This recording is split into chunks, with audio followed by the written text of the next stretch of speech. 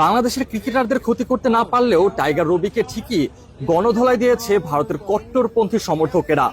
বাংলাদেশের পতাকায় এবং মাথায় টাইগার ক্যাপ নিয়ে স্টেডিয়ামে ঢোকার পথে এমন বাজে ঘটনার শিকার হয়েছেন বাংলাদেশ ক্রিকেট টিমের এই ভক্ত, এবং কি টাইগার রবি মাজায় বড় আকারে ব্যথা পেয়েছেন। ব্যথার পরিমাণ এত বেশি ছিল যে ঠিকমতো উঠে দাঁড়াতে পারছিলেন না তিনি। তাই তো সেখানকার এক সাংবাদিক এবং পুলিশ মিলে রবিকে কোলে করে নিয়ে যাওয়া হয় ক্লিনিকে। এর আগে অবশ্য রবিকে একটা জায়গায় বসিয়ে রাখা হয়েছিল, সেখানে তাকে প্রাথমিক চিকিৎসা দেওয়া হচ্ছিল। যখন টাইগার রবির সামনে পানি এনে দেওয়া হচ্ছিল, তখন ঠিকমতো পানি খেতে অনেক কষ্ট হচ্ছিল তার। পরে অবশ্য তাকে কোলে করে নিয়ে যাওয়া হয় ক্লিনিকে।